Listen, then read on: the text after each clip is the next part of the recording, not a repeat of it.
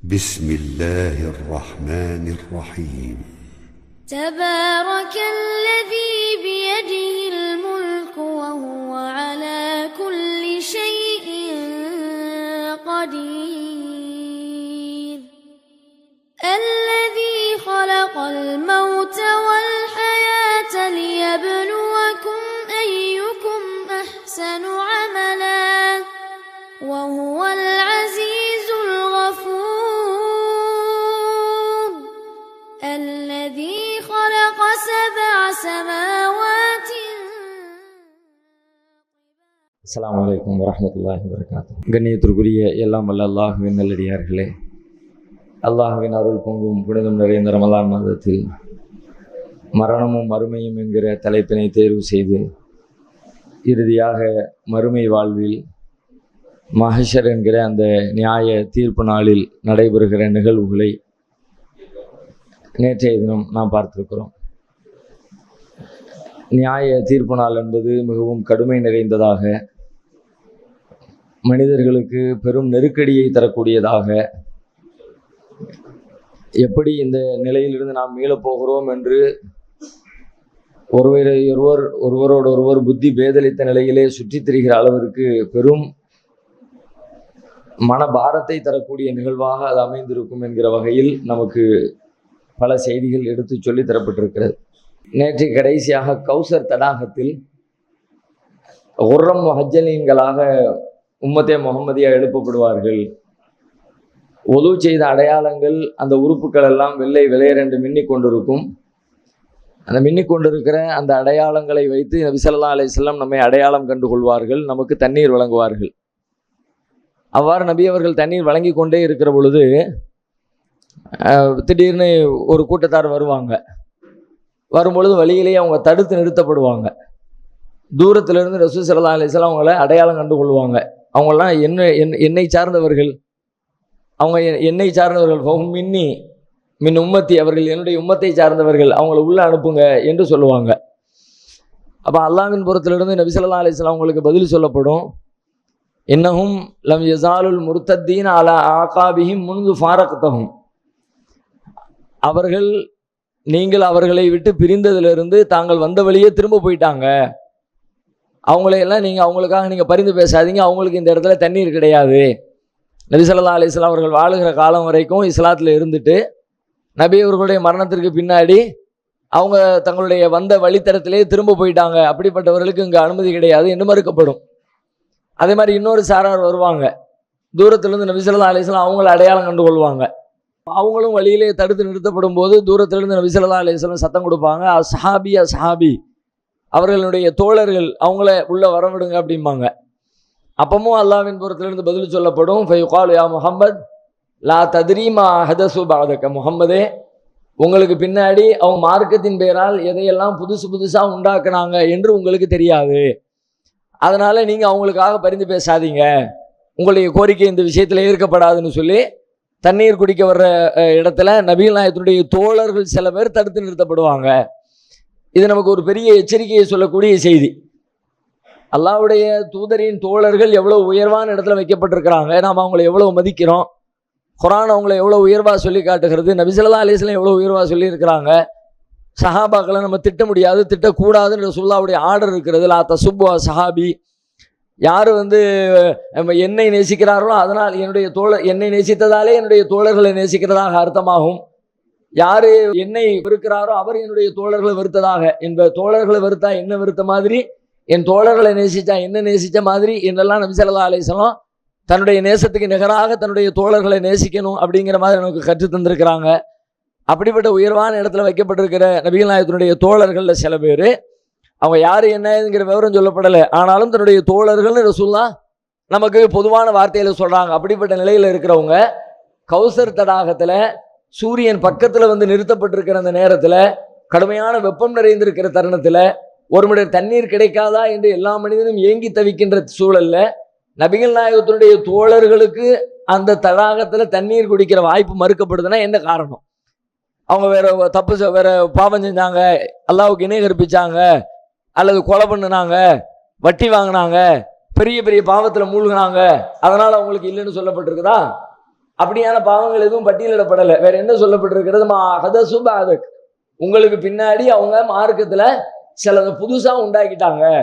நீங்க ஒரு மார்க்கத்துல அவங்களை விட்டுட்டு வந்தீங்க, இதுதான் மார்க்கம்னு சொல்லி ஃபுல்ஃபில் பண்ணி இன்றோடு இந்த மார்க்கம் முழுமையாயிடுச்சுன்னு சொல்லி நீங்க வாழுகிற காலத்துல எதுவெல்லாம் அல்லாஹ்வுடைய மார்க்கத்துல செய்ய வேண்டியது எது, செய்யக்கூடாது எது, எல்லாத்தையும் நீங்க தெளிவுபடுத்திட்டு வந்தீங்க.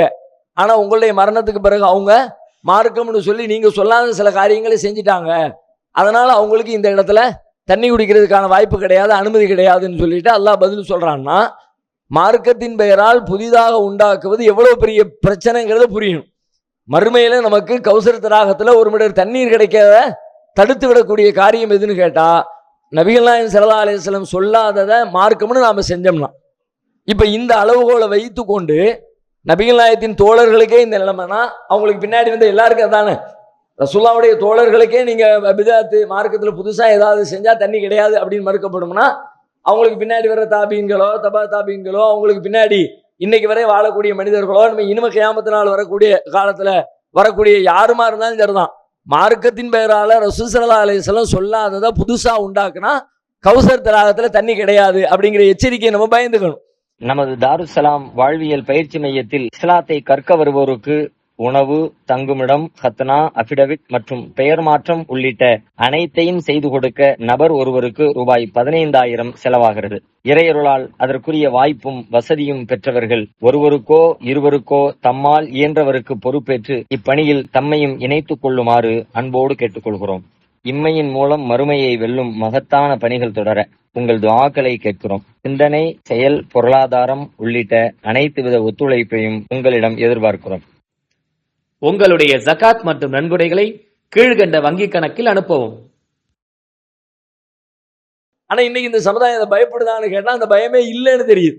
அது பற்றியான பயம் மார்க்கத்தை சொல்லக்கூடிய அறிஞர்களுக்கும் இல்லை, மார்க்கத்தை பின்பற்றுகிறோம் என்று சொல்லக்கூடிய முஸ்லிம்களுக்குமே இல்லை.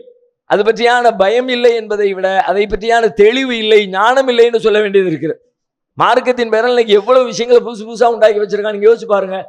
அல்லாஹ்விடத்தில் உலகத்துல நீங்க என்ன வேணாலும் புதுசா உண்டாக்குங்க, அதை மார்க்கம் தடுக்கவே இல்லை. உலகம் முன்னேறி கொண்டே இருக்கும், உலகத்துல புதிய புதிய கண்டுபிடிப்புகள் வந்து கொண்டே இருக்கும்.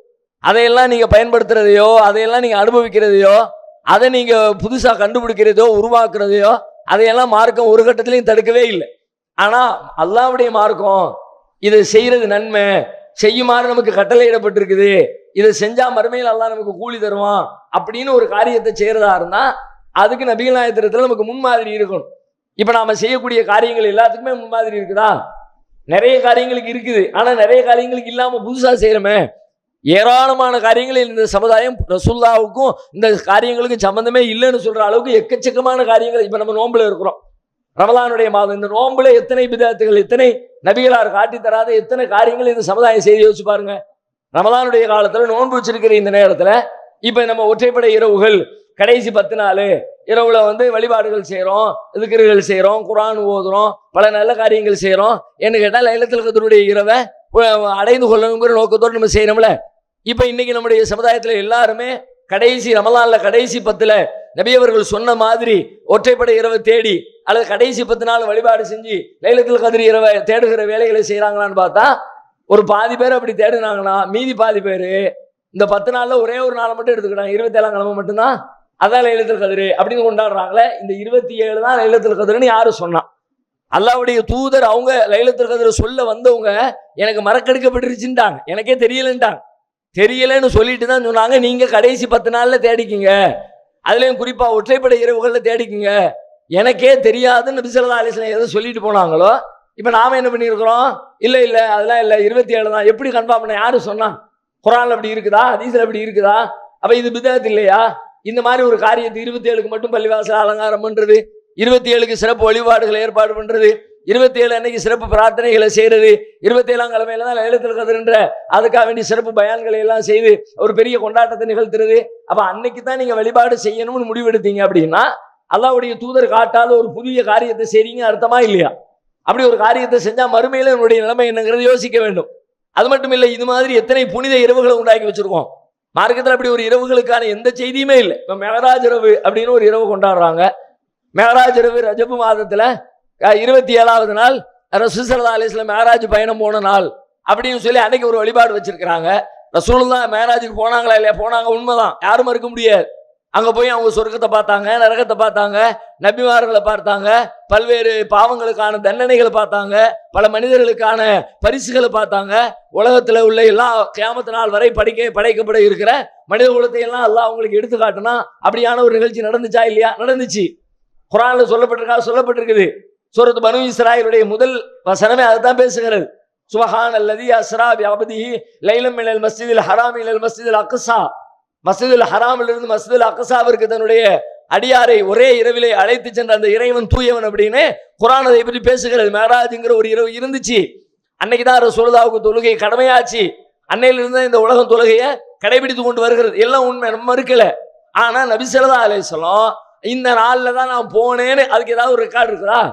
போனது உண்மை, என்னைக்கு போனாங்கன்னே தெரியாது. நம்மளா ஒரு டேட்டை அது அன்னைக்கு தான் இன்னைக்கு தான் சொல்லி ஆளாளுக்கு ஒரு கருத்து சொல்லி வச்சிருக்கிறாங்க. நம்ம மக்கள் அதுல ஒரு கருத்தை எடுத்து வச்சுக்கிட்டு இன்னைக்கு தான், சரி அன்னைக்கு தான் அப்படின்னு கன்ஃபார்ம் பண்ணினாலும் நபி அவர்கள் மேராஜுக்கு போயிட்டு வந்ததுக்கு பிறகு எத்தனை வருஷம் இந்த உலகத்துல வாழ்ந்திருக்கிறாங்க? 10 ஆண்டுகளுக்கு மேல இந்த உலகத்துல வாழ்ந்திருக்கிறாங்களே. என்னைக்காவது ஏதாவது ஒரு வருஷத்துல நான் இன்னைக்கு தான் மேராஜ் பயணம் போன நாள், லைலத்துல் கத்ர் வருஷா வருஷம் கொண்டாடுற மாதிரி இன்னைக்கு நான் மேராஜ் பயணம் போன நாள், அதனால இன்னைக்கு நம்ம எல்லாரும் சிறப்பா வழிபாடு செய்வோம் அப்படின்னு ஒரு நாள் மக்களை அழைச்சாங்களா? அதுக்காக வேண்டி நோன்பு வச்சாங்களா? அதுக்காக வேண்டி சிறப்பு தொழுகைகளை ஏற்பாடு ஒண்ணும் பண்ணலையே. ரசூலுல்லாஹ்வுடைய வாழ்க்கையில, சஹாபாக்களுடைய வாழ்க்கையில மேராஜ் பயணம், மேராஜுடைய நாள், மேராஜுடைய இரவு அப்படின்னு எந்த ஒரு கொண்டாட்டமுமே நடைபெறவே இல்லையே. நபிகளார் காட்டித்தராத மேராஜ் பயணத்தை கொண்டாடுறோம். பராத் இரவு அப்படின்னு ஒரு இரவு வச்சிருக்கிறாங்க. கேட்டா அன்னைக்கு தான் அல்லாஹ் ரிஸ்க் எல்லாத்தையும் பிரிச்சு வழங்குறான். இந்த வருஷத்தினுடைய பட்ஜெட்டை எல்லாம் அன்னைக்கு தான் அல்லாஹ் போடுறான். அதனால அன்னைக்கு நைட்ல மகரிபுக்கு பிறகு உட்கார்ந்து ஒரு 3 யாசினை ஓதி, செல்வத்துக்கு 1, ஆரோக்கியத்துக்கு 1 அப்படின்னு ஒவ்வொரு யாசினை ஓதி அல்லாஹ்ட்ட துவா செய்யணும்னு சொல்லிட்டு ஒரு காரியத்தை செஞ்சுக்கிட்டு இருக்கிறவங்க இது யாரு செஞ்சா? நபி ஸல்லல்லாஹு அலைஹி வஸல்லம் பராத் இரவுன்னு ஒரு இரவு கொண்டாடுனாங்களா? அந்த நாள் ஷாபான் மாதத்துடைய 15வது நாள்ல இப்படி 3 யாசின் ஓதி அல்லாஹ்ட்ட கேளுங்கன்னு ஆதாரபூர்வமான செய்தி ஏதாவது இருக்குதா? ஒண்ணுமே இல்லையே. உங்கள் அஸ்னான் மல்டி ஸ்பெஷாலிட்டி பல் மருத்துவமனை. பல் மற்றும் வாய் சம்பந்தப்பட்ட அனைத்து விதமான நோய்களுக்கும் எங்களிடம் சிறப்பு சிகிச்சை அளிக்கப்படும். அஸ்னான் மல்டி ஸ்பெஷாலிட்டி பல் மருத்துவமனை, கலெக்டர் அலுவலகம் அருகில், நாகர்கோவில். இது மாதிரி எத்தனை வழிபாடுகளை, எத்தனை இபாதத்துகளை, எத்தனை காரியங்களை இஸ்லாத்தின் பேரால புதுசா நுழைச்சு வச்சிருக்கோம். நீங்க யோசிச்சு பாருங்க. அந்த மாதிரி இரவுகளில் கூடி நிக்கிற பொழுது அன்னைக்கு ஒரு தொழுகை ஏற்பாடு பண்ணார், தஸ்பீஹ் தொழுகைன்னு சொல்லிட்டு. தஸ்பீஹ் தொழுகை 300 தஸ்பீஹ் ஓதணும் அப்படின்னு அதுக்கு ஒரு வழிபாடு. அது யாரு சொன்னா? அதுக்கு ஒரு ஆதாரபூர்வமான செய்தி இருக்கு, பலகீனமான செய்தி இருக்கு. ரசூலுல்லாஹ் சொன்னதாக, ரசூலுல்லாஹ் செஞ்சதாக பல பேர் அறிவிச்சிருக்கிறாங்க. ஆனாலும் எதுவுமே நபிகளார் செய்ததை திட்டவட்டமாக உறுதியாக சொல்லுகிற ஆதாரபூர்வமான நபிமொழி ஒண்ணுமே இல்லை. ஆனா இப்ப நம்ம சமுதாயம் அப்படி ஒரு காரியத்தை செஞ்சு ரொம்ப பக்தி பரவசத்தோட நாங்க ரொம்ப ஈடுபாட்டோட இந்த காரியத்தை செஞ்சு முடிச்சோம் அப்படின்னு நம்புறோமே, அதுல மூழ்கிறோமே, அதை செய்யறோமே. இது பாவம்னு புரிய வேண்டாமா? ஏன்னா ரசூலுல்லாஹ் என்ன சொன்னாங்கன்னா, மன் அமில அமலன் லைஸா அலைஹி அம்ருனா ஃபஹுவ ரத்துன். நம்முடைய அனுமதி இல்லாத ஒரு காரியத்தை ஒருத்தர் செஞ்சா அது அல்லாஹ்விடத்துல நிராகரிக்கப்படும். நிராகரிக்கப்படும்ங்கிறதோடு மட்டும் விடல ரசூலுல்லாஹ். அந்த மாதிரி ஒரு காரியத்தை செஞ்சீங்கன்னா அது உங்களை நரகத்திலே கொண்டு போய் தள்ளும்னா. எந்த அளவுக்கு சொன்னாங்க தெரியுமா? ஒவ்வொரு நாளும் நபி அவர்கள் உரை நிகழ்த்துகிற நேரத்துல எல்லாம், எந்த தடவை எந்த ஊர்ல எந்த இடத்துல எந்த பயானம் பண்ணாலும் சரி, நபிகளார் செஞ்ச ஆரம்பத்துல ஒரு அறிவுரையை சொல்லிதான் மக்களுக்கு ஆரம்பிப்பாங்க. அந்த அறிவுரையில என்ன சொல்லுவாங்க தெரியுமா? கைரல் ஹதி முஹம்மதின் ஸல்லல்லாஹு அலைஹி வஸல்லம் வ ஷர்ரல் உமூரி முஹதஸாத்துஹா வ குல்ல முஹதஸத்தின் பித்ஆ வ குல்ல பித்ஆத்தின் லலாலா வ குல்ல லலாலத்தின் ஃபின்னார். வார்த்தைகளை சிறந்தது அல்லாஹ்வுடைய வார்த்தை, வழிமுறைகளை சிறந்தது முகமதுடைய வழிமுறை. காரியங்கள்ல கெட்டது மார்க்கத்தின் பெயரால் புதுசாக உண்டாக்குறது. நான் சொல்லாத ஒரு காரியத்தை யாராவது உண்டாக்குனா அது கெட்டது. அந்த கெட்ட காரியம் எல்லாமே பிதாத்து, பிதாத்துகள் எல்லாமே வழிகேடு, வழிகேடு எல்லாமே உங்களை நரகத்துல கொண்டு போய் தள்ளும். நரகத்துல கொண்டு போய் தள்ளுற காரியத்தை தான் நம்ம முக்காடு போட்டு பாத்தியா ஓதி எல்லா இடத்துல கையேந்தி தஸ்பீஹ் தொழுது தொலைத்தானே செஞ்சோம், திக்ருதானே செஞ்சோம். ஆனா இந்த திக்ரு ரசூலுல்லாஹ் காட்டி தந்ததா? இந்த தொழுகை நபிகளார் காட்டி தந்ததா? அப்படியே நம்ம சிந்திக்க மறுக்கிறோம். இப்படி ஏராளமான பிதுஅத்துகளை. நோன்பு துறக்கிறாங்க, ரமலானுடைய காலம், நோன்பு திறக்கும் போது ரசூலுல்லாஹ் சொன்னாங்க, இந்த சமுதாயம் நோன்பு திறப்பதை விரைவுபடுத்துகிற காலமெல்லாம் அஜ்ஜலுல் ஃபித்ர, நோன்பு திறப்பதை விரைவுபடுத்துகிற காலமெல்லாம் அவர்கள் நன்மையிலே இருக்கிறார்கள் அப்படின்னு சொன்னாங்க. ஆனா இந்த நோன்பு திறக்கிறத பர்டிகுலரா தாமதப்படுத்துறாங்களே. நோன்பு திறக்கிற நேரம் என்ன? சூரியன் அஸ்தமனம் ஆயிடுச்சு, மகரிபு நேரம் வந்துருச்சுன்னா உங்களுக்கான நோன்பு திறக்கிற நேரம் வந்துருச்சு. வந்துருச்சுன்னா உடனே திறந்துருங்க. அப்படி நீங்க செஞ்சா நீங்க நன்மையிலே இருக்கிறீங்கன்னு அர்த்தம் அப்படின்னு ரசூலுல்லாஹ் சொன்னாங்க.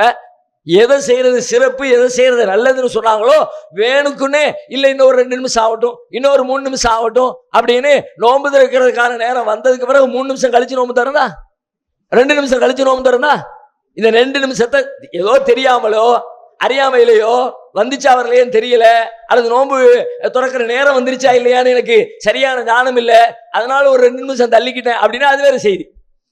ஆனா இப்ப வேணும் நல்லா தெரியுது, சூரியன் 6:15 மறைஞ்சிருச்சு அப்படின்னு தெரிஞ்சாலும் சரிதான். 6:18 நோன்பு தரீங்க, 6:20 நோன்பு தரீங்க, சூரியன் மறைகிறது தானே உங்களுக்கான நோன்பு தரக்கான நேரம்னு ரசூலுல்லாஹ் சொன்னாங்க. நீங்க அதை தாண்டி 3 நிமிஷம் 5 நிமிஷம் 7 நிமிஷம் தள்ளி போட்டீங்கன்னா இது மார்க்கத்துல புதுசு இல்லையா? கேட்டா ஒரு பேணுதலுக்காக. அப்ப அல்லாஹ்வுடைய தூதரை விட நம்ம பேணுதல்ல கூடுன ஆட்களா? அவங்களுக்கு இல்லாத பேணுதலும் அக்கறையும் நமக்கு வந்துருச்சு. அப்படி யோசிக்கணுமா இல்லையா? இப்படி வாழ்க்கையில எத்தனை கட்டங்களை, எத்தனை பிதாத்துகளை, எத்தனை தவறுகளை, ஒரு திருமண நிகழ்ச்சியா இருக்கட்டும், ஒரு குடும்பத்துல மரணம் ஏற்பட்டாலும் சரிதான், ஒரு புதுசா வீடு கட்டி குடி போறதா இருந்தாலும் சரிதான், எல்லாத்துலயும் பிதாத்துகள், நபிகளார் காட்டி தராத வழிமுறைகள். ஒருத்தர் மௌத்தா போயிட்டாருன்னா வீட்டுல பாத்தியா பாத்தியா பாத்தியா பாத்தியா எங்க இருந்து வந்துச்சு? 3ஆம் நாள் பாத்தியா, 7ஆம் நாள் பாத்தியா, 40ஆம் நாள் பாத்தியா, வருஷ பாத்தியா, இன்னும் இந்த சமுதாயத்துல ஒளிஞ்ச பாடு இல்லையே. அதை செய்து கொண்டே இருக்கிற மக்கள் செஞ்சுக்கிட்டே தானே இருக்கிறாங்க. அந்த பாத்தியாக்கள் எங்கிருந்து வந்துச்சு?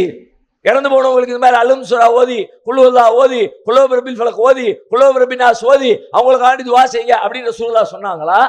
அவங்க வாழ்க்கையில என்னைக்காவது செஞ்சாங்களா? ஹத்தம் ஓதி அனுப்புனாங்களா? ஹத்த பாத்தியா நடத்துனாங்களா? ஒரு குரானை ஓதி குரானுடைய நன்மை கிடைக்கணும்னா யாரு குரானை ஓதுறாரோ அவருக்கு தான் அந்த நன்மை கிடைக்கும். இப்ப நம்ம என்ன பண்றோம்? இறந்து போன அத்தாவுக்காக, அம்மாவுக்காக, நன்னாவுக்காக, நன்னிக்காக நாம குரானை ஓதி அனுப்புறோம்.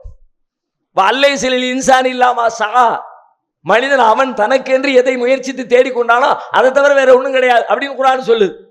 அப்படி சிலது இருக்குன்னா அதுல விதிவிலக்கு சொல்லப்பட்டிருக்கு. இதுல மத்தவங்க செஞ்சாலும் அல்லாஹ் அவங்களுக்கு எடுத்துக்குவான். சில விதிவிலக்கு சொல்லப்பட்டிருக்கு. இந்த மாதிரி குரான் ஓதுங்க, அந்த நன்மை அல்லாஹ் அவங்களுக்கு கொடுத்துரும் அப்படி சொல்லப்பட்டிருக்கா? அது என்ன நோக்கத்துல செய்யப்பட்டுச்சு, எங்க இருந்து வந்துச்சு? அதுல இன்னும் கேலி கூத்தலாம் இருக்குது. எந்த அளவுக்கு கேலி கூத்து இருக்குன்னு சொன்னா, ஹத்தம் ஓதுறவங்க நல்ல செல்வாக்குள்ளவங்க, வசதி படைச்சவங்க, செல்வந்தர்களுடைய வீடுகள்ல ஒரு கத்தம் 2 கத்தம்லாம் கிடையாது, ஒரு குரான் 2 குரான் கிடையாது, 40 குரான் ஓது, 50 குரான் ஓது, 100 குரான் ஓது. யாருக்கு? எங்க பாப்பாவுக்கு 40ஆம் நாள் ஃபாத்தியா ஓதும் பொழுது ஒரு 40 குரானை நான் ஹதியா பண்றேன் அப்படிம்பாங்க. இந்த 40 குரானை ஹதியா பண்ற காட்சிகள் கேலி கூத்திலும் ஆகப்பெரிய கேலி கூத்து. மதரசாக்கள்ல போய் ஓதிக்கிட்டு இருக்கிற மாணவர்களுக்கு மத்தியில் அந்த அஜரத்துல போய் பணத்தை கொடுத்து எங்க பாப்பாவுக்கு 30 குரான் ஓதுங்க, 40 குரான் ஓதுங்க. அவர் உடனே அங்கிருந்து இறப்புல இருந்து ஒரு கயிறு எடுப்பார், கருப்பு கயிறு, முடிச்சு முடிச்சா போட்டு வச்சிருக்கும். எத்தனை குரான் கேட்டிய? 40. பிஸ்மில்லான்னு சொல்லி ஒரு முடிச்சா வைப்பார். ஒரு குரான் போயிடுச்சு. என்னடான்னு கேட்டா குரானை ஓதி உள்ளுக்குள்ள கெட்டி வச்சிருக்காங்க. கெட்டி வச்சிருக்க இந்த குரானை நீங்க கொடுக்குற காசுக்கு தகுந்த மாதிரி ஒரு குரானுக்கு காசு கொடுத்தியா ஒரு முடிச்சா ஊத்துற வேண்டியது, 2 குரானுக்கு காசு கொடுத்தியா 2 முடிச்சா ஊத்து. எவ்வளவு கேலித்தனம், எவ்வளவு கேலி செய்கிற மார்க்கத்தை கேலி செய்யறதா இல்லையா? பரக்கத் நிகாப் மேட்ரிமோனி. இஸ்லாமிய பெருமக்களே, பிள்ளைகளுக்கு வரன் தேடுபவரா நீங்கள்? தமிழகம் முழுவதும் உள்ள வரன்களை வீட்டில் இருந்து கொண்டே எளிமையாக தேடி பெறலாம். புரோக்கர்கள் இல்லாமல் முதல் மனம், மறுமணம் என அனைத்திற்கும் வரன்கள் பார்க்கலாம். படிப்பு, வருமானம், வயது, மாவட்டம் என உங்கள் விருப்பத்திற்கேற்ப வரன்களை எளிமையாக தேடும் வசதிகள் உள்ளது. உடனே உங்கள் பிளே ஸ்டோரில் நமது அப்ளிகேஷனை பதிவிறக்கம் செய்து கொள்ளுங்கள். மேலும் விவரங்கள் மற்றும் சந்தேகங்களுக்கு 8667312781 என்ற எண்ணிற்கு அழைக்கவும். இப்படி ஒரு காரியம் இருக்குமா இஸ்லாத்துல? சரி, அப்படியே இருந்தாலும் குரான் என்கிற புத்தகத்தை கட்டி வைக்கலாம். குரானை ஓதி கைத்துக்குள்ள கட்டி வைக்க முடியுமா? முதல்ல நான் ஓதிட்டேன், என் வாயில இருந்து சொல்லு வெளியே வந்துருச்சு, அவ்வளவுதானே. அது அப்படியே காத்தோட கலந்துருச்சு. அதை பிடிச்சி எப்படி கட்டி வைக்க முடியுங்கிறேன். அப்படி கட்டி வைக்கிறாங்களா? அந்த கட்டி வச்சதை அவங்க காசு கொடுத்த உடனே அவங்க அத்தாவுக்காண்டி அனுப்பி விட்டாங்க, அவங்க அம்மாவுக்காண்டி அனுப்பி விட்டுட்டாங்க. இது வெறுமனே வருமானத்திற்காக செய்யப்படுவதை தவிர இதற்குள்ளே மார்க்கம் எங்கே இருக்கிறது? அறியாமை தான் இருக்கிறது, அறிவு இல்லவே இல்லை. இஸ்லாம் என்பது அறிவு மார்க்கம், அறியாமை மார்க்கம் அல்ல. அறியாமையின் பேரால் இருக்கிற ஒருத்தன் இஸ்லாமியனாக இருக்க முடியாது. இப்ப நாம எல்லாம் தெரிஞ்ச ஒரு சாதாரண செய்தி, நபி ஸல்லல்லாஹு அலைஹி வஸல்லம் வர்றதுக்கு முன்னாடி உள்ள காலத்தை என்னன்னு சொல்லுவோம். நபி ஸல்லல்லாஹு அலைஹி வஸல்லம் இந்த உலகத்துல நபியாக ஆகிறதுக்கு முன்னாடி உள்ள காலத்தை என்ன வார்த்தையில சொல்லுவோம்? ஐயாமுல் ஜாஹிலியா, அறியாமை காலம்னு சொல்றோம். அப்ப நபிகளாருடைய நபித்துவம் வருவதற்கு முந்தைய காலம் அறியாமை என்றால், நபிகளாரின் வருகைக்கு பிறகான காலம் அறிவு காலம். இஸ்லாம் வந்தது என்றால் அறிவு வந்ததுன்னு அர்த்தம். இஸ்லாம் இல்லைன்னா அறிவு இல்லைன்னு அர்த்தம். இப்ப நீங்க செய்யறதுக்கு இஸ்லாத்துடைய ஆதாரம் இருக்குதா? இதை அறிவை கொண்டு, மார்க்கத்தை கொண்டு, ஆதாரத்தை கொண்டு உங்களால் நிரூபிக்க முடியுமா? நபி ஸல்லல்லாஹு அலைஹி வஸல்லம் இப்ப இன்னைக்கு மௌத்துங்கிறது புதுசு இல்லையே. ரத்த தானம் பண்றாங்க, கண்ணாலம் பண்றாங்க, அதெல்லாம் புதுசுங்களாம். ரசூலுல்லாஹ் காலத்துல இல்ல. ஆனா மௌத்தா போறது ரசூலுல்லாஹ் காலத்துல புதுசா? இன்னைக்கு வந்து புதுசா? காலாகாலமா மனிதர்கள் பிறக்கிறார்கள், இருக்கிறார்கள். நபிகளாருடைய காலத்துல எத்தனை பேர் மௌத்தா போனாங்க? யாருக்காவது ரசூலுல்லாஹ் ஃபாத்திஹா ஓதுனாங்களா? யாருக்காவது ரசூலுல்லாஹ் கத்தம் ஓதுனாங்களா? யாருக்கும் ஓதலையே. ஒரு சான்று இல்லையே. ரசூலுல்லாஹ் பெத்த பிள்ளைங்க மௌத்தா போனாங்களே. ருக்கையா ரலியல்லாஹு அன்ஹா, உம்மு குல்சூம் ரலியல்லாஹு அன்ஹா, ஸைனப் ரலியல்லாஹு அன்ஹா. ரசூலுல்லாஹ்வுடைய மகன் இப்ராஹிம் 2 வயசு கூட நிரம்பாத, பால் குடி மறக்காத 2 வயசு புள்ள மௌத்தா போச்சே. ரசூலுல்லாஹ்வுடைய அன்பு மனைவி அன்னை கதீஜா ரலியல்லாஹு அன்ஹா மரணிச்சாங்களே. ரசூலுல்லாஹ் ஓதுனாங்களா? அவங்களுக்கு எல்லாம் இந்த மாதிரி குர்ஆன் ஓதி, கத்தம் ஓதி, ஃபாத்திஹா ஓதி. அப்ப அல்லாஹ்வுடைய தூதர் செய்யலைன்னா மார்க்கம் இல்லை. நம்ம அப்படி செஞ்சோம்னா மார்க்கத்தின் பேரால் தப்பான காரியத்தை செய்யறோம். நரகத்துக்கு நம்ம கொண்டு போற காரியத்தை நன்மை நினைச்சு செஞ்சுக்கிட்டு இருக்கோங்கிறத இந்த சமுதாயம் விளங்கணும். அதுல இருந்து வெளியே வரணும். ஒரு திருமணம் என்று சொன்னால் திருமணத்தில் 1000 பித்அத்துகள், திருமணத்தில் ஏராளமான சடங்குகள், ஆரத்தி எடுத்ததுல இருந்து, ஜாதகம் பார்க்கறதுல இருந்து, வரதட்சணை வாங்குறதுல இருந்து, திருமண சபையில வந்து குத்துபா ஓதுறதுல இருந்து, துவா ஓதுறதுல இருந்து, இதுல ஏதாவது அல்லாஹ்வுடைய தூதர் சொல்லி தந்தாங்களா? திருமணம்ங்கிறது ஒரு அக்ரிமெண்ட்னு சொன்னாங்க. வாகதரமின்கும் மீசாக்கன் கலீலா, நீங்கள் அவர்களிடத்தில் எடுத்துக்கொள்கிற கடுமையான வாழ்க்கை ஒப்பந்தம், அவ்வளவுதான். இஸ்லாத்தின் பார்வையில திருமணம் என்பது அக்ரிமெண்ட், அவ்வளவுதான். மத்த சமுதாயத்தில் தான் திருமணம் என்பது புனிதம். இஸ்லாத்துல புனிதம்லாம் கிடையாது. அது வாழ்வதற்கான ஒரு ரூல்ஸ் அண்ட் ரெகுலேஷனோடு கூடிய ஒரு அக்ரிமெண்ட். அந்த அக்ரிமெண்ட்டை 2 பேரும் புரிஞ்சுக்க, அதை ஃபாலோ பண்ணிக்க, அதன்படி நடந்துக்க, அவ்வளவுதான். அந்த அக்ரிமெண்ட்டுக்கு என்ன தேவையோ அதோட முடிச்சுக்க, அதை தாண்டி வேற ஒன்றும் கிடையாது. அக்ரிமெண்ட் போடுறதுக்கு என்ன தேவை? ரூல்ஸ் தேவை, ரெகுலேஷன்ஸ் தேவை, யார் யார் எதை கடைபிடிக்கணுங்கிற புரிதல் தேவை. அதை தாண்டி நபி ஸல்லல்லாஹு அலைஹி வஸல்லம் வேற சில செய்திகளை சொன்னாங்க. அந்த ரூல்ஸை, திருமணத்தை, பந்தத்தை அக்செப்ட் பண்ணுவதற்கு, அதை சமுதாயத்தில் எடுத்து சொல்வதற்கு சாட்சிகளை வச்சுக்கோங்க. திருமணம் முடிக்கிற பெண்ணுக்கு மகர் கொடுத்துக்குங்க. திருமணம் முடிஞ்ச பிறகு அந்த சந்தோஷத்தை கொண்டாடுறதுக்கு ஒரு வலிமை விருந்து கொடுத்துக்குங்க. இவ்வளவுதானே திருமணம். ஆனா இன்னைக்கு நம்ம திருமணத்தை அப்படியே வச்சிருக்கோம். அவ்வளவு எளிமையாக மார்க்கம் கற்றுத்தந்த திருமணத்தை ஆக சிரமப்படுத்தி, பொருளாதார நெருக்கடிக்குள்ள கல்யாணம் முடிக்கிறவனை தள்ளி, அந்த குடும்பத்தை பெரிய நெருக்கடிக்குள்ள தள்ளி, அதுக்கு அதற்கு மாற வரவழி, அதற்கு வந்தா தான் கல்யாணம், அதற்கு இல்லாம கல்யாணமே கிடையாது. எந்த அளவுக்குன்னு கேட்டா, தௌஹீது பேசுகிற மக்கள் மத்தியிலே கூட மறைமுகமாக அந்த சிந்தனை ஊடுருவி இருக்கிறது என்றுதான் சொல்ல வேண்டியது இருக்கிறது. ஒரு அஜர்த்தை கூப்பிட்டு பயான் பண்றதுக்கு அவங்க படுற பாடு இருக்குதா, இப்படியாவது பண்ணிடணும். ஏங்கிற நபி ஸல்லல்லாஹு அலைஹி வஸல்லம் ஏதாவது ஒரு திருமண வீட்டில் கல்யாணம் பண்ணுறாங்களான்னு தேடுனா அப்படி ஒரு செய்தியுமே கிடையாது. மௌத்து வீட்லையாவது அப்புறம் அடக்கம் பண்ணிட்டாவது பயான் பண்ணாங்கன்னு இருக்குது. ஆனா கல்யாண வீட்டில் பண்ணதுக்கு எந்த ரெக்கார்டுமே இல்லை. ஆனா பொதுவா என்ன இருக்குது? மக்கள் கூடுகிற இடத்துல நபி ஸல்லல்லாஹு அலைஹி வஸல்லம் உரை நிகழ்த்துவாங்க. சரி, இந்த சபையில நிறைய பேர் கூடி இருக்கிறாங்க, அவங்களுக்கு ஒரு உரை நிகழ்த்துறோம்னு சொல்லிட்டு பொது அனுமதியில நம்ம செய்யறோம், தப்பு கிடையாது. ஆனா அது செஞ்சுதான் ஆகணும். அதுக்கு ஒருத்தர் வந்து உரை நிகழ்த்தி தான் ஆகணும். அப்படி உரை நிகழ்த்தினா தான் அந்த திருமணம் அது ஒரு சங்கையா இருக்கும். ஒரு சபை, நீங்க எதுக்கு செய்றீங்கன்னு கேட்கிறேன். சபை சங்கையா இருக்கணும், எல்லாரும் உட்கார்ந்து, அதுக்கா திருமணத்தினுடைய நோக்கம் என்ன, தேவை என்ன? அங்கே அமர்ந்து ஒரு துவாவை ஓதுகிறார்கள், ஒரு குத்துபா என்கிற பெயரால் ஒரு அரபியிலே பொருள் புரியாத ஒரு உரையை நிகழ்த்துகிறார்கள். குத்துபா என்று சொன்னால் குத்துபாவுக்கு என்ன பொருள்? குத்துபா என்றால் சொற்பொழிவுன்னு அர்த்தம். நபி ஸல்லல்லாஹு அலைஹி வஸல்லம் சொற்பொழிவு நிகழ்த்தினா உட்கார்ந்து இருக்கிற மக்களுக்கு புரியணும், அதுக்கு பேர் சொற்பொழிவு. இன்னைக்கு ஆலிம்சாக்கள் ஓதக்கூடிய அந்த திருமண வீட்டில் ஒரு குத்துபாவுக்கு யாருக்காவது அர்த்தம் தெரியுமா? நம்ம யாருக்காவது? யா அய்யுஹன்னாஸ் இத்தகூ ரப்பக்கும் அல்லதீ கலகக்கும் மின் நஃப்ஸின் வாஹிதா வ கலக மின்ஹா ஸௌஜஹா வ பஸ்ஸ மின்ஹுமா ரிஜாலன் கஸீரன் வ நிஸா. தலையில துணி போட்டு உட்கார்ந்துருப்போம் ரொம்ப பக்தியோட. என்னப்பா சொன்னாரு? அல்லாஹ்வுக்கு தான் வெளிச்சம். நீங்கள் அனாதை குழந்தைகளை ஆதரிக்க விரும்புகிறீர்களா? தந்தை இழந்து, தரமான உணவின்றி, நல்ல உடைகளின்றி, சரியான வழிகாட்டுதலின்றி அனாதைகளாக வாழும் இந்த குழந்தைகளுக்கு உதவும் கரங்கள் தான் தாருல் இல்ம் உதவும் கரங்கள். அல்லாஹ்வின் உதவியால் 2010 10 குழந்தைகள் என்று ஆரம்பிக்கப்பட்ட இந்த உதவும் கரங்கள் சமூகத்தில் கவனிப்பாரற்று அதிகரித்து வரும் அனாதை குழந்தைகளை கருத்தில் கொண்டு தற்போது 160 குழந்தைகளுக்கு மேல் பொறுப்படுத்தி செயல்பட்டு வருகிறது. இவர்களின் கண்ணீரை துடைத்திட நீங்கள் தாராளமாக உதவுங்கள். உங்கள் ஜகாத் மற்றும் சதக்காவை அனுப்ப வேண்டிய முகவரி தாருல் இல்ம் நம்பர் 64, பார்த்தசாரை தெரு, பழைய வண்ணாரப்பேட்டை, சென்னை 21. Website darulilm.hh.com. தொடர்புக்கு 9840725020 9600055060. இதுக்கு பேர் சொற்பொழிவா? இதுக்கு பேர் உரையா?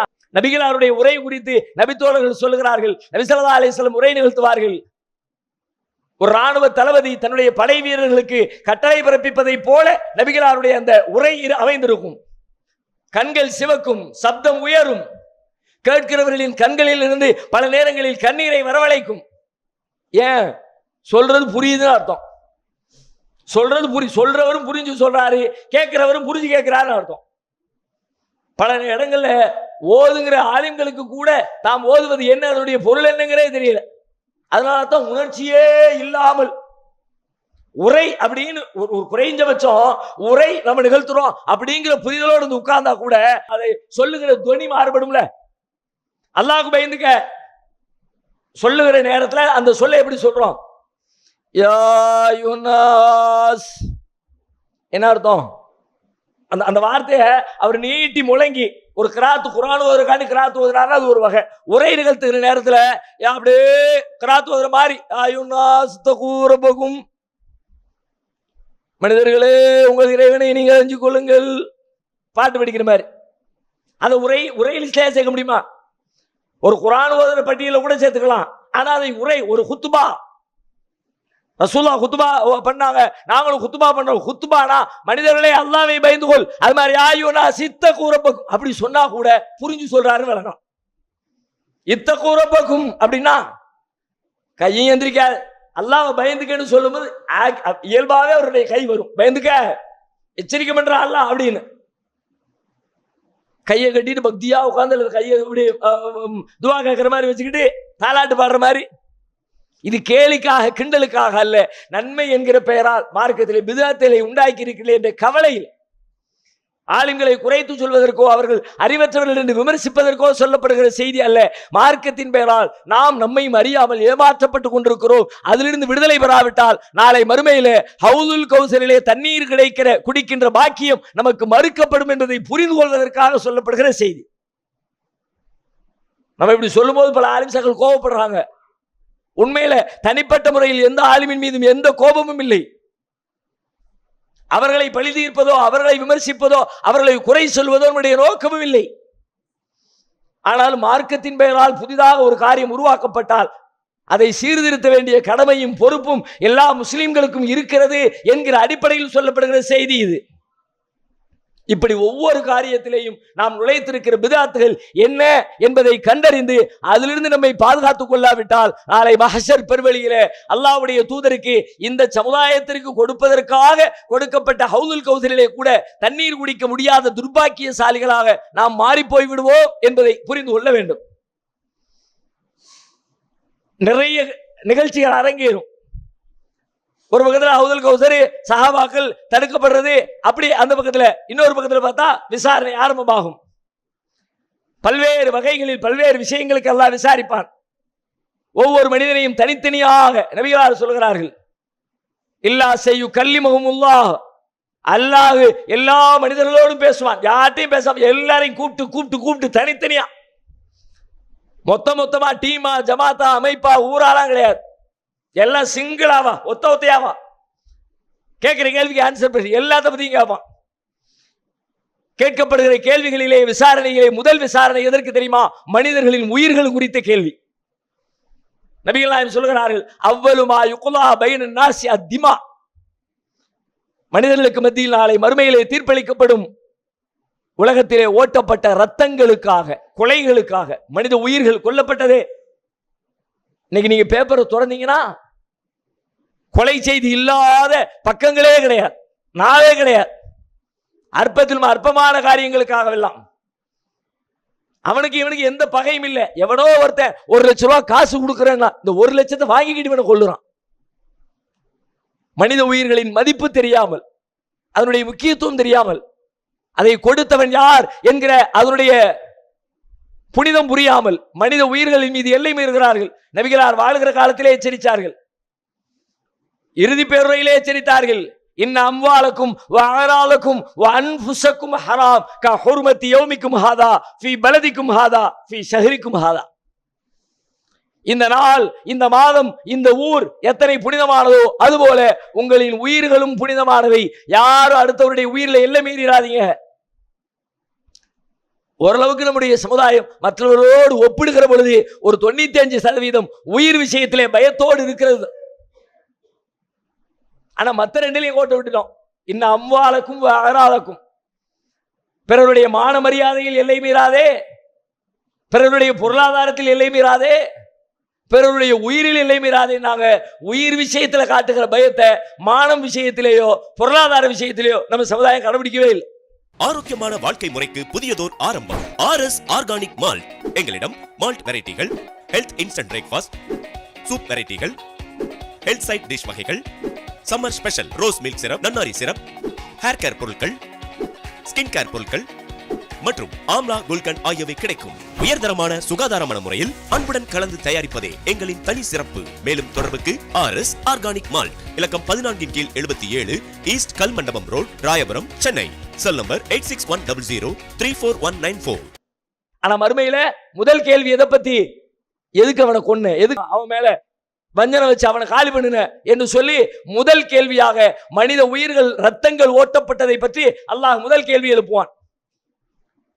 அடுத்து இபாதத்துகளை தனியாக பிரித்து இபாதத்துகளை பற்றி அல்லாஹ் கட்டளையிட்ட வணக்க வழிபாடுகளை சரியாக நிறைவேற்றினாயா என்று வணக்க வழிபாடுகளின் பட்டியலை எடுத்து அதிலே முதல் கேள்வியாக தொழுகையை பற்றி அல்லாஹ் கேட்பான். இன்ன அவ்வளமா யுஹாஸபு பிஹில் அப்து யௌமல் கியாமத்தி அஸ்ஸலா. கியாமத் நாளில் அடியார்களிடத்திலே கேட்கப்படுகிற வணக்க வழிபாடுகள் குறித்த கேள்விகளில் முதல் கேள்வி தொழுகையை பற்றி தான். யார் அந்த தொழுகையின் கேள்வியிலே வெற்றி அடைந்தாரோ அவர் அனைத்து கேள்விகளிலும் வெற்றி அடைந்து விடுவார். யார் தொழுகையின் கேள்வியிலே தோல்வி அடைந்தாரோ அவர் அத்தனை கேள்விகளிலும் தோல்வி அடைவார். ஏனெனில் தொழுகைதான் இஸ்லாமிய வாழ்வின் அஸ்திவாரம், இஸ்லாமிய மனிதனின் முதுகெலும்பு. அது இல்லாம இஸ்லாமிய வாழ்வு இல்லவே இல்லை. ஜகாத் இருக்குது, மனிதநேயம் இருக்குது, வேற வேற நல்ல பணிகள் இருக்குது, மக்களுக்கு உதவியை ஓடோடி செய்யக்கூடிய உதவிகள் இருக்கிறது, மற்ற எல்லாத்திலையும் கரெக்டா இருக்கு. ஆனா தொழுகை இல்லாட்டி முதுகெலும்பில்லாத மனிதனுக்கு சமம். இஸ்லாமிய வாழ்வின் அடிப்படை அஸ்திவாரத்தை அல்லாஹ் தொழுகையிலே வைத்திருக்கிறான். இஸ்லாம் கற்றுத்தருகிற ஒவ்வொரு காரியத்தையும் செயல்படுத்துவதற்கு தேவையான வல்லமையை, ஆற்றலை, மன வலிமையை எது தரும் என்று கேட்டால் அல்லாஹ் வழங்கி இருக்கிற இந்த தொழுகைதான் தரும். நபி ஸல்லல்லாஹு அலைஹி வஸல்லம் தனக்கான ஆற்றலை எங்கிருந்து பெற்றார்கள்? இறைவரோடு உரையாடி உரையாடி தொழுகையின் வழியாகத்தான் தனக்கு தேவைப்படுகிற ஆற்றலை எல்லாம் பெற்றார்கள். எந்த நெருக்கடி வந்தாலும் நபிகளாரின் முடிவு எதுவாக இருக்கும்? நமக்கு நெருக்கடி வந்தா நெருக்கடிகளை பற்றி மட்டுமே சிந்தித்துக் கொண்டிருப்போம். ஆனால் நபிகளாருக்கு நெருக்கடி வந்தால் வந்தவுடனே அந்த நெருக்கடியில் மீள்வதற்கு அவர்கள் தேர்ந்தெடுக்கிற ஒரே வழி தொழுகைதான். இதா ஹஸபஹு அம்ருன் பாதர இலா ஸலா. நபிகளாரை ஏதேனும் ஒரு காரியம் சங்கடப்படுத்தி விட்டால் விரைந்து செல்வார்கள் தொழுகையை நோக்கி. ஆனால் இன்றைக்கு நமக்கு சங்கடங்கள் வந்தால் விரைந்து செல்கிறோம் தொழுகையை விட்டு. தொழுகையை பத்தி கவனமே இல்லை, ரொம்ப டென்ஷனா இருக்கு, தொழுகையில ஈடுபாடே இல்லை. எப்போ நெருக்கடியோ வாழ்க்கையில் பிரச்சனையோ வந்துச்சுன்னா தொழுகையில் இருந்து விலகுகிறோம். ஆனால் நபிகளார் வாழ்விலே சிக்கலோ சிரமங்களோ வந்தால் அவர்கள் தேடி செல்கிற முதல் இடம் அல்லாஹ்வின் சன்னிதானம். எப்படிப்பட்ட சன்னிதானம்? அல்லாஹ்வின் தூதரே சொல்கிறார்கள், இதா காம அஹதுக்கும் இலா ஸலா ஃபஇன்னஹு யுனாஜி ரப்பா. உங்களில் ஒருவர் தொழுகைக்காக நின்றால் அவர் தனது இறைவனோடு உரையாட துவங்கி விடுகிறார், அல்லாஹ்விடத்திலே பேசுகிறார். இது இபாதத்துகள் குறித்து கேட்கப்படுகிற முதல் கேள்வி என்று நபிகள் நாயகம் ஸல்லல்லாஹு அலைஹி வஸல்லம் சொல்கிறார்கள். ஒவ்வொன்றையும் தனித்தனியாக விசாரிப்பான், நியமத்துகளை விசாரிப்பான், பொறுப்புகளை விசாரிப்பான், அண்டை அயலாருக்கு செய்ய வேண்டிய கடமைகளை செய்தாயா, எல்லாம் கேள்விக்கு வரும். நபி ஸல்லல்லாஹு அலைஹி வஸல்லம் அவர்கள் ஒரு முறை பசியோடு பட்டினியோடு நபி அவர்களும் நபிகள் நாயகத்தின் தோழர் அபூபக்கர் சித்திக் அவர்களும் உமர் இப்னு கத்தாப் அவர்களும் 3 பேரும் சேர்ந்து ஒரு நண்பரின் வீட்டுக்கு செல்கிறார்கள். அங்கே ஒரு ஆட்டை அறுத்து அவர் விருந்து கொடுக்கிறார். அந்த விருந்தை சாப்பிடுகிறார்கள், தண்ணீர் குடிக்கிறார்கள். சாப்பிட்டு முடித்து விட்டு நபிகளார் சொல்கிறார்கள், ஆக பசியான நேரத்திலே சாப்பிட்டு முடித்து விட்டு நபிகளார் சொல்கிறார்கள், லதுஸ்அலுன்ன யௌமைதின் அன் ஹாதன் நஈம். இந்த அருட்கொடை குறித்தும் நீங்கள் அல்லாஹ்விடத்திலே கேள்வி கேட்கப்படுவீர்கள். பல நாட்களா பசி, சாப்பிட்றதுக்கு ஒண்ணுமே இல்லை, வீட்டுக்குள்ள படுத்தா தூக்கம் வரல, என்ன பண்றதுன்னு தெரியல. அப்படியே பசி மயக்கத்துல வெளியில தெருவுக்கு வந்தவங்க நண்பருடைய வீட்டுல போய் சாப்பிட்டுட்டு நபிகளார் சொல்றாங்க, இவ்வளவு நெருக்கடியான காலகட்டத்தில் ஒரு சாப்பாடு கிடைச்சிச்சே, இந்த சாப்பாட்டுக்கு நீ என்ன செஞ்ச? அல்லாஹ்வுக்கு நன்றி செலுத்தினியா? அதை புரிஞ்சுக்கிட்டியா? அதுக்கு செய்ய வேண்டிய வேலையை செஞ்சியா என்று இந்த சாப்பாடு குறித்து கேள்வி கேட்கப்படுவீர்கள். இன்று அல்லாஹ் நமக்கு வழங்கி இருக்கிற அருட்கொடைகளை அருட்கொடைகளாக எண்ணி பார்ப்பதே நம்மிடத்தில் இல்லை. பெரும்பாலும் எப்ப எண்ணுகிறோம் தெரியுமா? ஒரு அருள் நம்மை விட்டு நீங்கி மீண்டும் கிடைத்தால் அதை அருளாக நினைக்கிறோம். நம்மிடத்திலே இருக்கிற அருளை என்றைக்குமே நம்ம கணக்கு பார்க்கிறதே இல்லை. இன்னைக்கு நம்ம எல்லாரும் உட்கார்ந்து இருக்கிறோம். பொது செய்யறதுக்கு முன்னாடி யூரின் சிறுநீர் கழிக்க வேண்டிய தேவை வந்துச்சு. பாத்ரூம் போனோம், சிறுநீர் கழிச்சோம், மலஜலம் கழிச்சோம், வெளியில வந்தோம், ஒது செஞ்சோம், பள்ளியில வந்து உட்கார்ந்துட்டோம். நம்முடைய கிட்னி எல்லாம் எவ்வளவு சுகமா ஃபங்க்ஷன் ஆக்கி வச்சிருக்கிறான். நமக்கு தோன்றுகிறதா? எத்தனை பேர் ஹாஸ்பிட்டல்ல போய் பாருங்க, கிட்னி ஃபெயிலியர், டயாலிசிஸ், கிட்னி மாற்று அறுவை சிகிச்சை பண்ண முடியல, வாழ முடியல. உள்ள தோணுச்சு, போனோம், இருந்தோம், வெளியே வந்தோம், அதோட முடிச்சிட்டோமே. ஆனால் இது ஒரு பேர் அருள் என்று என்றைக்காவது யோசிக்கிறோமா? இப்படி வாழ்வில் ஒவ்வொரு கட்டத்திலையும் தண்ணீர் தாகம் எடுக்கிறது, தண்ணீர் இருக்குது, எடுத்து குடிச்சிட்டோம், தண்ணீர் பேரருள். ஆனால் அந்த தண்ணீரை குடிக்கிற வாய்ப்பு எத்தனை பேருக்கு மறுக்கப்பட்டிருக்கிறது? தண்ணியை இயல்பா குடிக்க முடியல, டியூப் போட்டு அங்கிருந்து குழாயில ஊத்தி விடுறான் புடலை வச்சு. பசி எடுக்குது, அள்ளி வைக்கிறோம், வாயில சவைச்சு உள்ளே இறக்கிறோம், சாப்பாடு போயிருது. ஹாஸ்பிட்டல்ல போய் பாருங்க, எத்தனை பேருக்கு சாப்பிட முடியுது? சாப்பிட முடியல, அப்படியே பெட்ல படுத்திருக்காரு, குளுக்கோஸை உள்ளே ஏத்தி உடல்ல தெம்பை ஏத்துறான், சாப்பிட வழி இல்ல, குடிக்க வழி இல்ல. நாம் எத்தனையோ பேசுகிறோம், சிந்திக்கிறோம், ஓடுகிறோம், உழைக்கிறோம். நம்முடைய உடல் உறுப்புகள் உள்ளுக்குள்ளே அது தனியாக இயங்கிக் கொண்டே இருக்கிறது. ஆனால் ஏதாவது என்றைக்காவது உள்ளுக்குள்ளே இருக்கிற அந்த உறுப்புகளை குறித்து நாம் சாப்பிட்டோம், ஜீரணமாகி வெளியிலே வந்து விட்டது, அல்லாஹ் கொடுத்திருக்கிற பேர் அருள் இல்லையா? அந்த அந்த உணவில் இருந்து சத்துக்களை எடுத்து உடல் இயங்குகிறது, அல்லாஹ்வின் பேர் அருள் இல்லையா? நம்முடைய இரத்தத்தை இதயம் செய்து கொண்டே இருக்கிறது, அல்லாஹ்வின் பேர் அருள் இல்லையா? நம்முடைய கால்கள் நிற்பதற்கு பலம் தந்திருக்கிறது, நடக்கிறோம், அருள் இல்லையா? பிடிக்கிறோம், அருள் இல்லையா? எத்தனை பேரால் இந்த கைகளை கொண்டு பிடிக்க முடியுது? கை அப்படியே விரல் மடங்க மாட்டேங்குது, பிடிக்க முடியல. கால் இருக்குது, நடக்க முடியல, ஸ்ட்ரக்சர்ல வச்சு தள்ளிட்டு போறோம். கண் இருக்குது, பார்க்க முடியல. காது இருக்குது, வெறும் வெத்து காது இருக்குது, சதை இருக்குது, நரம்பு இருக்குது, காதை வச்சு கேட்க முடியல. நமது தாருஸ்ஸலாம் வாழ்வியல் பயிற்சி மையத்தில் இஸ்லாத்தை கற்க வருவோருக்கு உணவு, தங்குமிடம், ஹத்னா, அபிடவிட் மற்றும் பெயர் மாற்றம் உள்ளிட்ட அனைத்தையும் செய்து கொடுக்க நபர் ஒருவருக்கு ரூபாய் 15,000 செலவாகிறது. இறையருளால் அதற்குரிய வாய்ப்பும் வசதியும் பெற்றவர்கள் ஒருவருக்கோ இருவருக்கோ தம்மால் இயன்றவருக்கு பொறுப்பேற்று இப்பணியில் தம்மையும் இணைத்துக் கொள்ளுமாறு அன்போடு கேட்டுக்கொள்கிறோம். இம்மையின் மூலம் மறுமையை வெல்லும் மகத்தான பணிகள் தொடர உங்கள் துஆக்களை கேட்கிறோம். சிந்தனை, செயல், பொருளாதாரம் உள்ளிட்ட அனைத்து வித ஒத்துழைப்பையும் உங்களிடம் எதிர்பார்க்கிறோம். உங்களுடைய ஜகாத் மற்றும் நன்கொடைகளை கீழ்கண்ட வங்கிக் கணக்கில் அனுப்பவும்.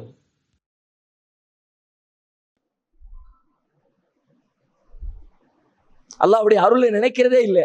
அல்லாஹ் சொல்கிறான், அல்ஹாக்குமுத்த காசுரு ஹத்தா ஜுருத்துமுல் மகாபிர், கபறுகளை சந்திக்கிற வரைக்கும் வேணும் வேணும் அதிகம் வேணும் அதிகம் வேணும்னு இந்த உலகத்தை தேடி தேடி தேடி அல்லாஹ் மறந்துட்ட பாரு.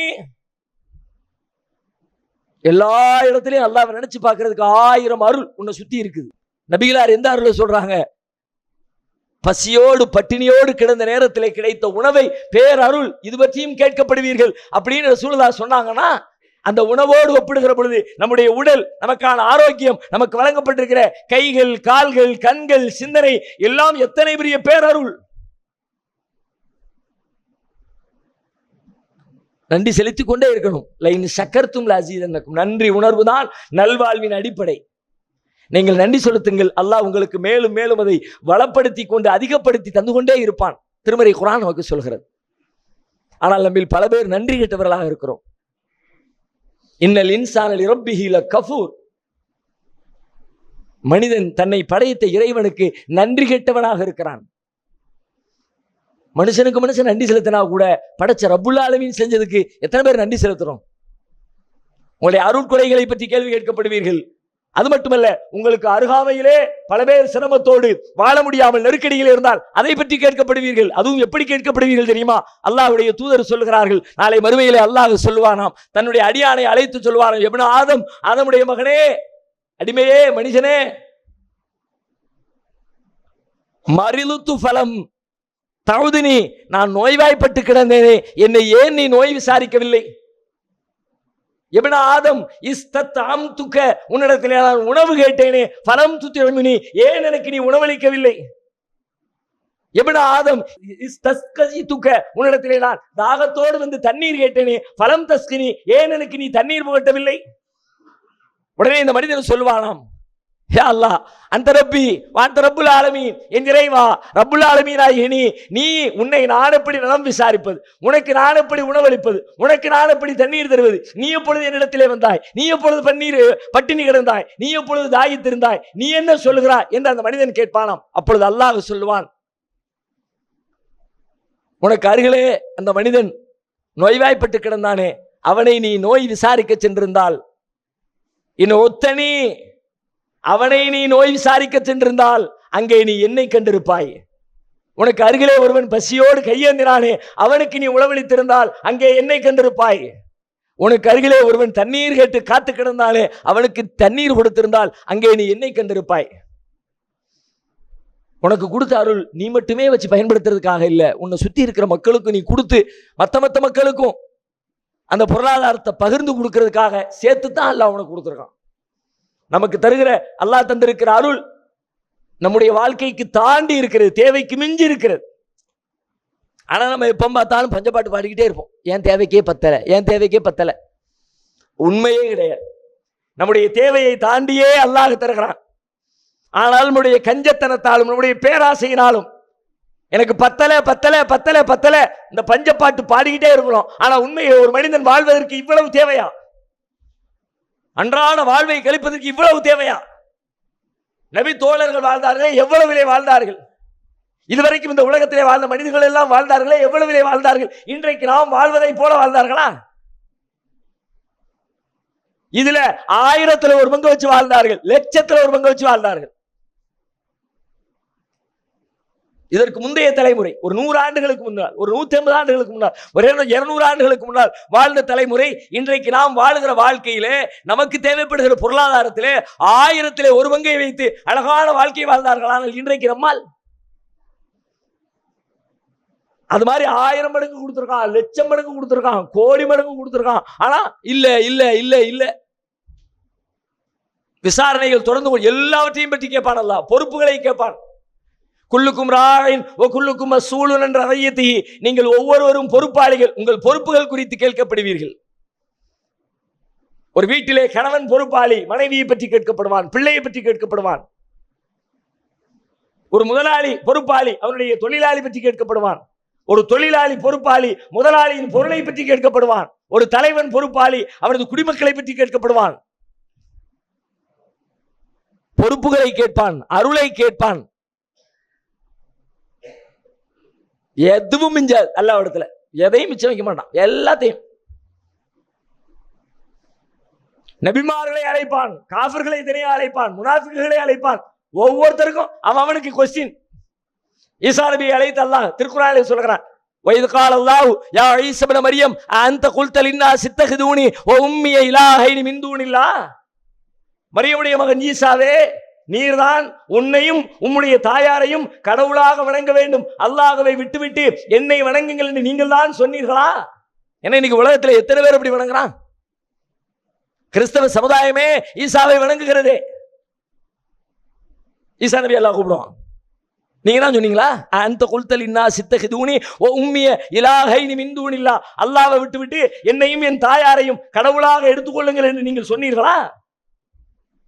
ஈசா நபி சொல்லுவாங்களே, கால சுபஹானக், இறைவா நீ தூயவன், மா குல்து லஹும் இல்லா மா அமர்தனி பிஹி அன் அபுதுல்லாஹ ரப்பி வ ரப்பக்கும், இறைவா நீ தூயவன், அவ்வாறு சொல்வது எனக்கு தகாது, நீ எனக்கு எதை கட்டளையிட்டாயோ என் இறைவனும் உங்கள் இறைவனும் ஆகிய அல்லாஹ்வே வணங்குங்கள் என்பதை தவிர வேறு எதையும் அவர்களுக்கு நான் சொல்லவே இல்லை. ஒ குன்து அலைஹிம் ஷஹீதன் மா தும்து ஃபீஹிம், அவர்களோடு இருந்தவரை அவர்களை நான் பார்த்து கொண்டே இருந்தேன். ஃபலம்மா தவஃபைதனி குன்த அன்த ரகீப அலைஹிம், என்னை நீ கைப்பற்றிக் கொண்ட பிறகு நீதான் அவர்களை கண்காணித்துக் கொண்டிருக்கிறாய். எனக்கு தெரியாதல்ல, நான் அப்படி சொல்லவே இல்லை. அவன் தப்பு செஞ்சுட்டாங்கல்ல, அவங்கள்ட்ட கேளு, என்ன தண்டிச்சிடாத. வாந்தாலா குல்லி ஷைஇன் ஷஹீத், எல்லாம் உனக்கு தெரியுமே அல்லாஹ். இன் துஅذிபுஹும் ஃபஇன்னஹும் இபாதுக் வ இன் தக்ஃபிர் லஹும் ஃபஇன்னக அன்தல் அஸீஸுல் ஹகீம். இன் துஅذிபுஹும், அவர்களை நீ வேதனைப்படுத்தினால், தண்டித்தால், ஃபஇன்னஹும் இபாதுக், அவர்களுடைய அடியார்கள், வ இன் தக்ஃபிர் லஹும், நீ அவர்களை மன்னித்தால், ஃபஇன்னக அன்தல் அஸீஸுல் ஹகீம், நீ மிகைத்தவனாகவும் ஞானம் நிறைந்தவனாகவும் இருக்கிறாய் என்று சொல்லி ஈசா நபி சொல்லுவார்கள். இப்படி ஒவ்வொரு நபிமார்களும் அழைக்கப்படுவார்கள். முனாஃபிக்குகள் அழைக்கப்படுவார்கள், தனியாக முஸ்லீம்கள் அழைக்கப்படுவார்கள், தலைவர்கள் அழைக்கப்படுவார்கள். இப்படி அல்லாஹ் ரப்பல் ஆலமீன் விசாரணை குறித்து இன்னும் விசாலமான செய்திகளை நாளை மறுமையிலே எப்படியெல்லாம் கிடுக்கு பிடியோடு உங்களிடத்திலே கேள்விகள் வைக்கப்படும். அதிலே எத்தனை பேர் ஜெயிப்பீர்கள், எதன் காரணமாக ஜெயிப்பீர்கள், எத்தனை பேர் தோற்பீர்கள், எதன் காரணமாக தோற்பீர்கள் என்பதையெல்லாம் அல்லாஹ் நமக்கு விரிவாக பாடம் நடத்தி இருக்கிறான். அந்த செய்திகளை இன்ஷா அல்லாஹ் வரும் நாட்களில் தொடர்ந்து நாம் பார்க்கலாம். வாஹிரு தாவானா அல்ஹம்துலில்லாஹி ரப்பில் ஆலமீன். அல்லாஹ்